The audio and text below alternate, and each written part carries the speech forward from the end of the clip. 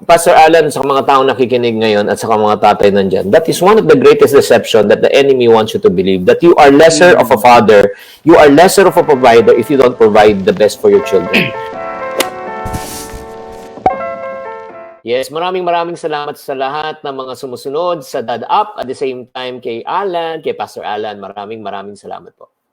Ayan. So, diretso na tayo, Chinkee. And share best practices lang tayo on how you are a dad to your 3 children. So, ang pinakauna kong tanong, alright, meron bang naituro sa'yo ang tatay mo na naka-impluensya talaga sa'yo and it created a lot of impact in your life and ginagawa mo pa rin siya ngayon at tinuturo mo sa mga anak mo? Yeah, definitely. If I look back with my father, yung value of hard work talaga. That was one thing that was imparted or still was imparted to us. Naalala ko talaga nung one time na umuwi si papa ko na namimilipit sa sakit sa tiyan. And he was a tour guide during that time. And he said that he need to go to work. Sabi ko, you need to go to the doctor na. Sabi niya, hindi. I have to finish first kasi nga the tourist needs me. Pag uwi niya, talagang wala na. Talagang hindi na siya talagang makapaglakad. And then, nirush na namin sa hospital. Hindi ko namin makalimutan yun. During that time, we were still so hard up. Nagkalesa pa nga kami. Pumunta ng hospital. Wow. Pagpunta namin doon, yun nga, sabi ng doctor, nag-erupt na yung appendix ng father ko. And then he was immediately operated. Alam mo, sabi ng doktor, if you have delayed it probably overnight, he would have died. So, yung that parang impression na sa mind ko, talagang sabi ko, sobra na, parang hirap na, in pain na, nagtatrabaho pa.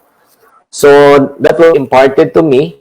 And up this very day, hanggang ngayon, ganun pa rin po ang ginagawa ko po. I still tell my kids na sinasabi ko, kahit na komportable ang buhay natin ngayon, I still teach them the value of hard work. Kaya nga, people don't understand eh. Minsan, pa nga kami, we had a disagreement with my wife, si Novi. Kasi sabi niya, paano daw matuturuan yung anak namin on how to manage money kung wala silang pera? Kailangan magbigay daw ng allowance. Ako naman, I'm against allowance. Ako lang ito, again, if you are walang basikan ng trip to, I respect you.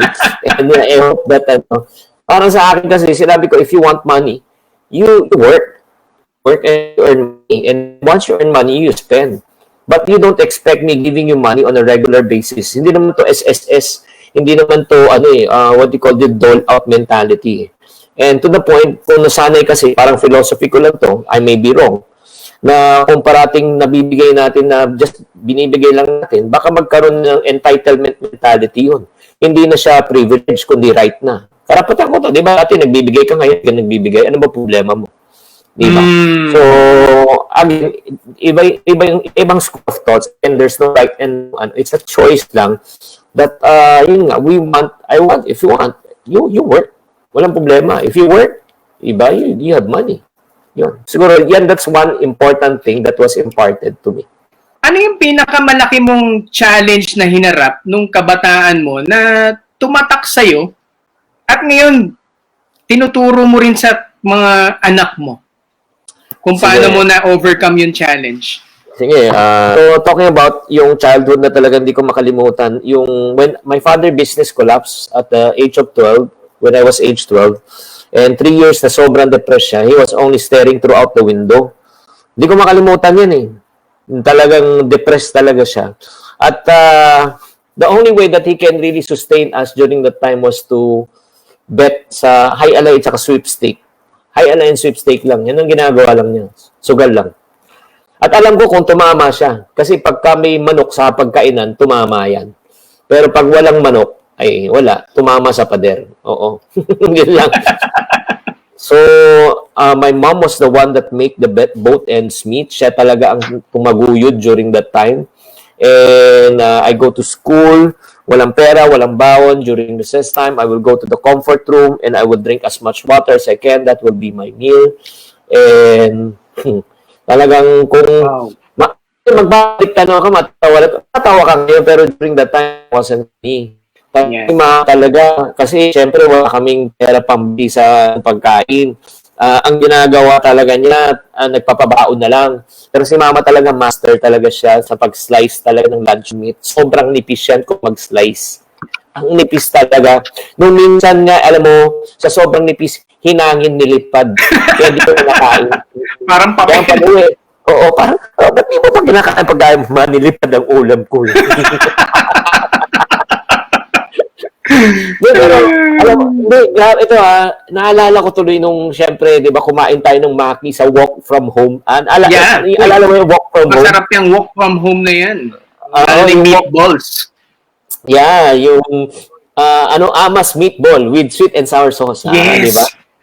Pero ito yung sa Maki talaga. Hindi ko makalimutan. Nung in-order ko yung Amas Maki also, nung kumakain ako, talagang nagbalik tanaw ako kasi natandaan ko, 25 pesos yun dati.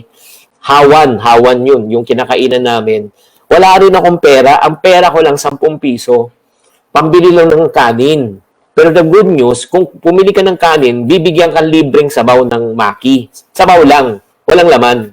Alam mo, ting kumukuha sila ng sabaw, nilagay sa tasa. Alam mo, prayer ko lang. Sana may maligaw.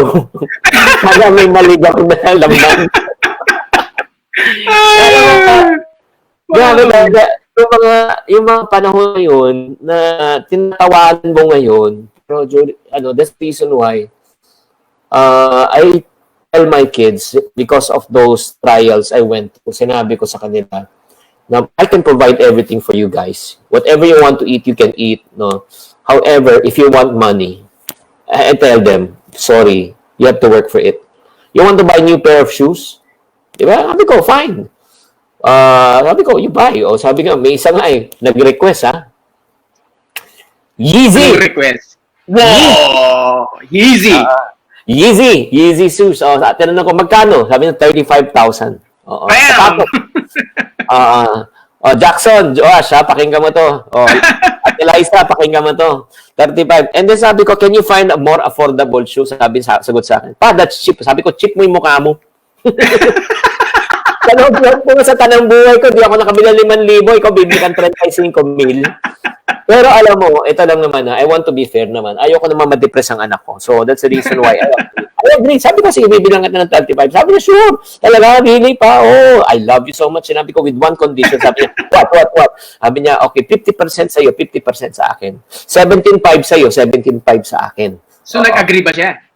Ang tanong, ito yung tanong. Hindi naman siya nag-agree siya. Ang tanong, may 17.5 siya o wala. Alam kong wala. Wala siyang easy. Ano ka ha? Diba? Kaya pala ganun ang deal mo wala. No, seriously, hanggang ngayon, you want something, 50% sa'yo, 50% sa akin. Name it. You want a car? 50% sa'yo, 50% sa akin. Come on. You work. Wow. Yeah. That's a good life lesson, Para hindi rin lumaki yung mga anak natin na entitled na parang pag humingi sila, agad-agad nandyan tayo. And sometimes, as dads, ang hirap din kasi pag humihingi yung anak mo, parang it breaks your heart when you don't give it. But on the other hand, kailangan din talaga nila matuto na magbanat din sila ng buto nila and work hard for the things that they want. Alam mo, Pastor Alan, sa mga taong nakikinig ngayon at sa mga tatay nandyan, that is one of the greatest deception that the enemy wants you to believe, that you are lesser of a father, you are lesser of a provider if you don't provide the best for your children. Let me remind you, ito lang po ang katotohanan. The reason why you are the person that you are today, it's because of the hardships and challenges you went through when you were young. Tumibay ka bilang isang tao dahil sa pinagdaanan mo dati. Di ba? Ngayon, sasabihin mo, ibibigay mo lahat sa mga anak mo. Di ba? Isi-shelter mo, ipoprotect mo. Tapos hindi nila naintindihan ang ibig sabihin ng hirap ng buhay. Hindi nila naintindihan ang ibig sabihin ng tunay na buhay. And we're raising them to become, really, what they call this as dependence. They're not going to be independent. And then we are wondering why we are raising a next generation of what? Entitled, because the problem is not the children, the problem are the parents. Tayo mismo may problema. Tama. Diba? Kaya nga alam mo, ito naman, I might offend some of you as parents as I say this, but let me tell this in love. We must learn how to exercise tough love. When you tough love talaga, yun naman sinabi ng Diyos, God discipline those He loves. And discipline is good because it gives us routine. It gives us what we call as habits na talagang, that can really make us to become better people. Di ba? Agree. No, and madalas, Chinkee, ako, personally, na-experience ko yan. Yung tough love na yan, minsan parang ang hirap i-disiplina ng anak mo. Lalo na pag nagpapakyut na yung bata, tapos nakita mo yung mukha nila, nakasmile lang, ang cute-cute nito. Pero sa totoo lang, kailangan mong disiplinahin kahit na masakit sa puso mo kasi you know that their future depends on what you do today. Ipa-fast forward ko ng konti, nung unang lumabas yung first daughter mo, si Kyla, ano yung experience, ano yung pakiramdam bilang isang ama? Eh, syempre, hindi mo ma-explain yung feeling. Number one, laki ng billing sa hospital, di ba?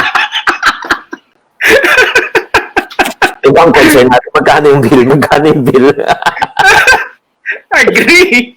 Then, syempre, the feeling is really, I cannot quantify it right now. Syempre, napakasaya. It's, you got married and then it's your firstborn. Talagang, it's really such a blessing talaga. However, yun yung importante talaga. Again, yung prayer na lang right now, like for example, my daughter is already turning 19. Already, ang prayer mo na talaga nagbabago. Ang prayer mo talaga that they would really pursue God's heart talaga. They would really pursue God's, it's not anymore how successful they have become in their academics, in their school. It's how passionate they are in terms of loving God. And you cannot, ito yung unfortunate thing, no, na especially sa mga parents na may mga teenagers, don't get frustrated also if your children are, different. In the sense na, bakit ganun? Na tama naman yung pagpapalaki mo, tama naman pangangaral mo. Bakit namang ganun? Parang hindi ako ba naging mabuting magulang? Saan ba ako nagkulang? This is only also one revelation that God showed me as a father. Ultimately, di ba, we are only the pastor that guides the sheep. Yes. But the one that guards the heart and guides the heart of the sheep is Jesus, is God Himself. So, parang yun nga, parang don't feel lesser of a parent also. As long as you did your best. As long as you know that you followed God's talaga. And then kasi, kaya nga may free will tayo eh. May free will. Napakapalad nyo lang bilang mga magulang, diba, kung talagang wala kayong problema sa mga anak ninyo. Pero if you're going through trials and challenges in disciplining, in communicating with them, diba, you just need to learn how to choose your battle. Yan ang pakiusap ko. Kasi masyado tayong minsan as parents na iniisip natin yung outward behavior nila kaysa yung sa internal heart issue nila. Kunyari, hindi naging magalang sa tao, diba, parang baliwala. Uy, magpakitang ka naman. Diba? Kahit na, let's say, mag-opo yan sa pero in the heart naman, wala rin naman. So, again, let us not catch them yung in terms of yung sa external, but more check them in the internal. Yes. And I'm sure, kapag ang internal, naturuan natin at na-guide natin, yung external susunod din yan. Tama? Tama.